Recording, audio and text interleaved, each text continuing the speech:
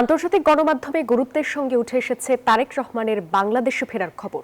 বিভিন্ন দেশের শীর্ষস্থানীয় গণমাধ্যমগুলো এই ঘটনাকে বাংলাদেশের রাজনীতিতে একটি ঐতিহাসিক মুহূর্ত হিসেবে উল্লেখ করেছে। বিভিন্ন প্রতিবেদনে বলা হয়েছে এই ঘটনা বাংলাদেশের আগামী নির্বাচনের জন্য টার্নিং পয়েন্ট।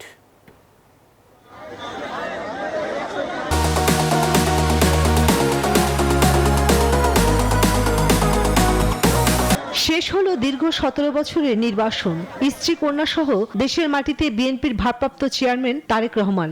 তার এই স্বদেশ ফেরার খবর আন্তর্জাতিক সংবাদ মাধ্যমগুলোতে অত্যন্ত গুরুত্বের সঙ্গে উঠে এসেছে।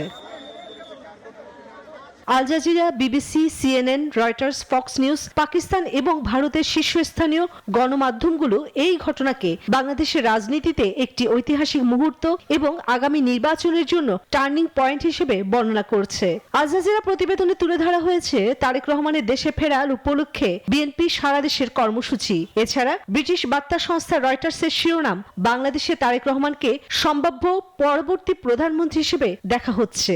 তবে বিএনপি চেয়ারপারসনের দেশে ফেরার সংবাদ ভারতীয় প্রায় সকল গণমাধ্যমেই প্রকাশ করেছে। এর মধ্যে এনডিটিভির এক বিশেষ প্রতিবেদনে তারেক রহমান কিভাবে দেশ পরিচালনা করতে চান তার রূপরেখা তুলে ধরা হয়েছে।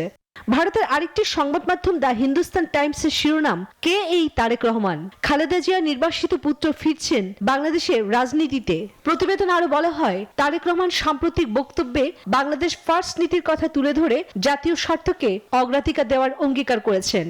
এদিকে ফক্স নিউজ জানিয়েছে 17 বছর নির্বাসনের পর নেতৃত্বের সুযোগ নিয়ে ফিরে এলেন তারেক রহমান। এছাড়া ডন এবং পাকিস্তানের অন্যান্য পত্রিকাগুলো তারেক রহমানের প্রত্যাবর্তনের খবর প্রচার করে বলেছে, দক্ষিণ এশিয়ার এই প্রত্যাবর্তন ক্ষমতার ভারসাম্যে বড় পরিবর্তন আনতে পারে।